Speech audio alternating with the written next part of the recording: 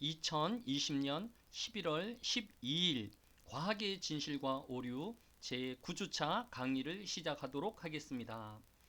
백석대학교 수시 면접 관계로 2주일 동안이나 여러분과 만나지 못했지만 지난 10월 31일 블루문과 미니문민 보름달을 함께 보았을 거라 생각됩니다. 뉴스에 따르면 할로윈 데이에 블루문과 미니문이 겹치는 것은 평생 한 번 보기도 어렵다고 보도하였습니다. 왜냐하면 완전히 찬 둥근 보름달은 보통 한 달에 한 번 볼 수 있지만 2년에 한 번은 한 달에 보름달이 두 번 뜨는데 이번 10월달이 이런 현상이 일어나는 날이었습니다. 즉 10월 1일에 첫 번째 보름달이 떴고 마지막 날인 31일 주말에 두 번째 보름달이 뜬 것입니다. 서양에서는 두 번째 뜨는 보름달을 블루문이라고 부르는데 우울한 달 혹은 기분 나쁜 달이라는 의미로 이렇게 이름 지었습니다. 이것은 보름달을 보고 우리나라와 서양인이 느끼는 감정이 다르기 때문이라고 하였습니다. 또한 이번 보름달은 올해 뜨는 보름달 중에 가장 작은 미니문이라고 하였습니다. 이때 지구와 달의 거리는 40만 6천 킬로미터로 달이 지구에서 가장 가까울 때와 비교하면 5만 킬로미터 정도나 멀었다고 합니다. 겉으로 보기에는 특이함이 없는 평범한 보름달이었지만 할로윈 데이에 블루문이면서 또 미니문인 보름달이 뜨는 것을 평생 한 번 보기도 힘든 현상이라고 의미를 부여한 것을 볼 수 있습니다. 이처럼 관심이 없는 사람에게는 찾아서 보지 않을 밤하늘의 달과 별들의 이야기이지만 오랜 관측과 예측을 통해 의미를 부여하고 똑같은 하루의 날이지만 특별한 의미를 부여함으로써 주위 이웃에 대한 헌신과 상부상조에 대한 교훈을 이루어 내었던 것입니다. 오늘 강의에 참여하는 여러분들의 오늘 하루가 또 내일이 반복되는 똑같은 날이 아닌 내일 또는 가까운 미래의 날들에 의미를 부여하고 또 우리 주변의 이웃과 또 도움을 줄 수 있는 그런 삶의 계기를 만들어가는 여러분이 되기를 권합니다. 오늘 다룰 내용은 교재 13장 인체의 재발견 베살리우스의 시체 해부와 14장 원격 작용과 마술적 자연관입니다. 먼저 13장 인체의 재발견에 대해 살펴보도록 하겠습니다.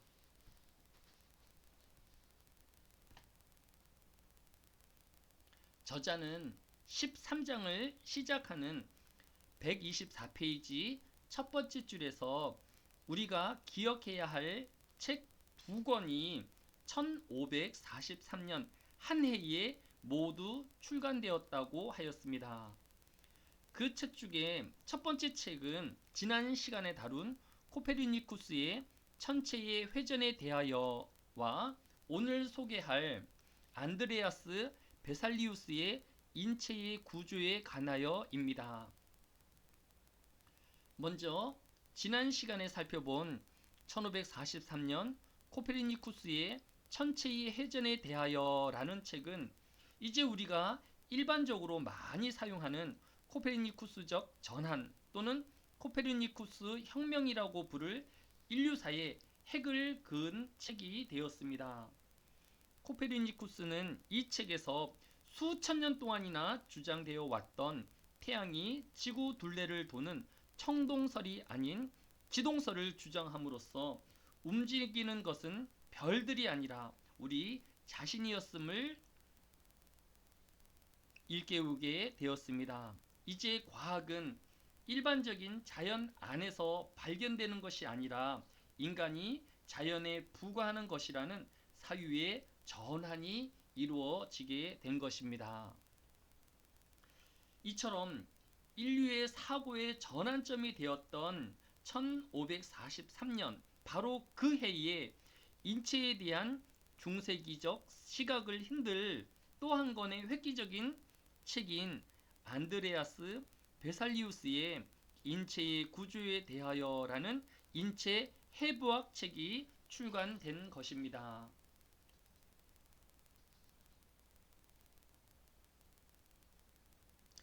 인체에 대한 해부학 책이 주목을 받는 또 코페르니쿠스의 천체 회전에 대하여와 맞먹는 그런 의미를 갖는 이유에 대해서 교재 124페이지 밑에서 네 번째 줄에 보면 중세시대 인체에 대한 해부는 천한 일이었기에 덕망 높은 의학 교수들은 높은 의자에 앉아 조수들이 인체 해부하는 것을 지시하고 설명하는 것이 전형적인 의학 수업의 방식이었습니다. 로마 시대 이후로 전해진 이와 같은 수업 방식은 의학 교수들의 권위를 세워주는지는 모르지만 결과적으로는 의학의 발전과 변화를 가로막고 있었던 것입니다. 교재 125페이지 12번째 줄에 보면 고대 의학과 해부학의 위대한 선구자는 로마 제국 시대의 그리스 출신 의학자인 갈레노스를 꼽을 수 있습니다. 갈레노스는 인체의 해부학에 관심이 많았지만 당시 로마의 법은 인체의 해부를 금하고 있었습니다.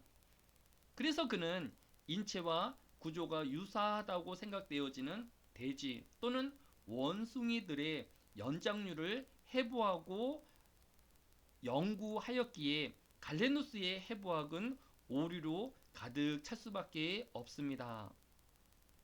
그럼에도 후대의 의학자들은 인간 장기 실제 모습이 갈레노스의 설명과 다른 이유를 인간의 장기가 오랜 시간을 두고 변한 것이라고 믿을 만큼 갈레노스의 권위는 대단하였던 것입니다. 갈레노스는 인체의 후두와 기관지의 구조를 연구하여서 후두에서 목소리를 만드는 것을 발성 과정을 처음으로 밝혀낸 사람입니다. 두 번째로 콩팥에서 방광으로 나오는 관을 막아 관찰함으로써 소변이 콩팥에서 만들어진 사실도 알아내었습니다. 뿐만 아니라 해부학 관련 책을 16권이나 써냄으로써 중세에 이르기까지 서양 의학을 지배할 수 있었던 것입니다. 우리가 의학계의 3대 성인이라고 부르는 인물로는 첫째, 고대 그리스의 의학자인 히포크라테스를 꼽을 수 있습니다. 이제 의사로서의 첫 걸음을 띄는 의사가 맹세를 하기를 나의 생애를 인류 봉사에 바칠 것을 엄숙히 서약하노라 라고 시작되는 히포크라테스 선서의 대상이 되는 인물일 만큼 의학계의 존경과 또 깊은 영향을 끼치운 사람인 것을 알 수 있습니다. 우리는 히포크라테스를 의학의 아버지라고 부르고 있습니다. 두 번째 인물은 방금 살펴본 갈레노스입니다. 그는 이집트 알렉산드리아에서 의학을 익혔으며 이후 로마로 와서 황제의 왕실 의사로서 활약하였습니다.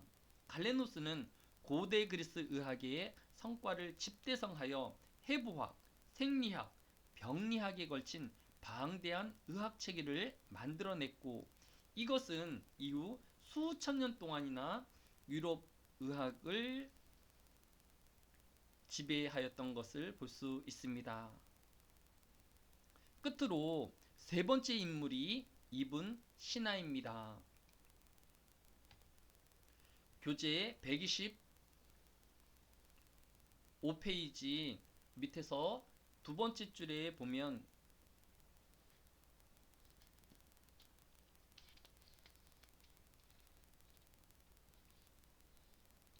전통적 의학은 주로 동물의 시체를 통해 인간의 몸을 간접 연구해야 한다라는 한계를 가지고 있었습니다. 따라서 새로운 의학은 인간의 몸을 직접 관찰함으로써 성취될 수 있었던 것입니다. 교재 127페이지 일곱 번째 줄에 보면 인체에 대한 직접 해부에 대해 우리에게 가장 익숙한 사람은 레오나르도 다빈치입니다. 르네상스 시대의 천재 화가로 알려진 다빈치는 매우 정밀한 인체 해부들을 그렸습니다.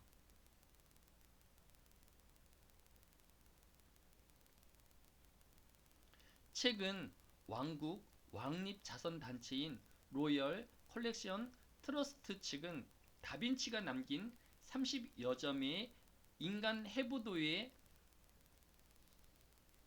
사진 그림과 인체의 신비를 MRI와 CT로 스캔한 것을 서로 비교하는 연구 결과를 발표하였습니다. 로얄 컬렉션 트러스트 측은 다빈치의 해부도를 그린 1510년은 의학 지식뿐만 아니라 과학 기술도 수준이 낮았음에도 다빈치의 해부도는 놀라울 만큼 정교하고 사실적이었다고 결론 지었습니다.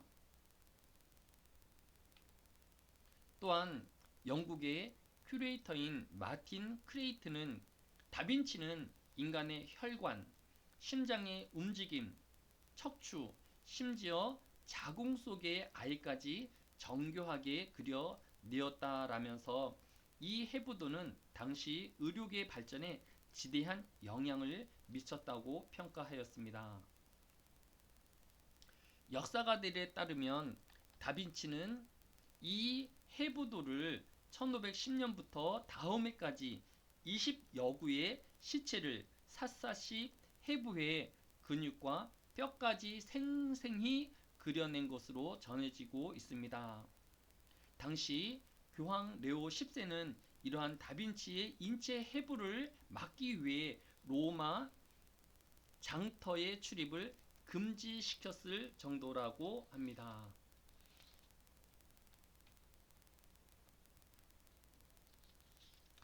본격적인 의학적 인체 해부에 대해 교재 129페이지 세 번째 줄에 보면 1540년 1월 베살리우스 해부학 강의를 듣던 의학생 헤슬러에 의해 묘사된 해부학 수업 장면에 대한 모사가 교재에 기록되어 있습니다. 시체가 놓여진 책상 주위에 질서정연하게 4단의 원형 계단이 배치되었다. 이 방에서는 약 200여 명이 해부를 지켜볼 수 있었다. 어느 누구도 해부학자들보다 먼저 입장할 수 없었고 그들이 입장한 후에 20 솔리도스를 지불한 사람들만 들어갈 수 있었다. 150여 명의 학생들과 커티우스 박사 그리고 많은 의사들이 참석했다. 마침내 베살리우스 박사가 도착하자 많은 양초들이 밝혀졌고 해부가 시작되었다. 라고 이 해부학 수업에 참관했던 학생의 기록을 살펴보았습니다.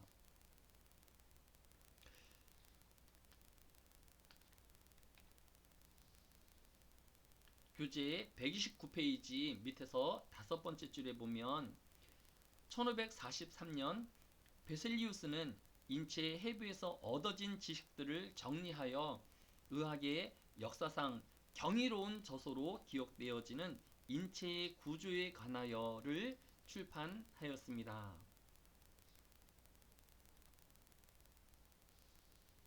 129페이지 밑에서 다섯 번째 줄에 보면 베살리우스는 당시 예술을 공부하기 위해 베네치아에 왔던 화가 반 칼카르에게 부탁하여 자신의 저서에 들어갈 사실적인 해부학 사파들을 그려넣게 하였습니다.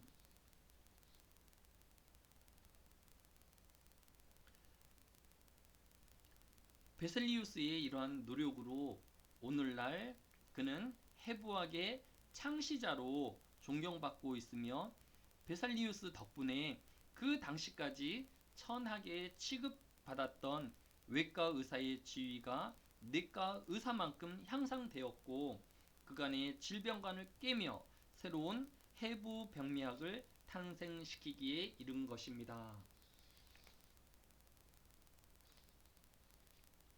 다음 시간에 이어서 강의를 이어가도록 하겠습니다.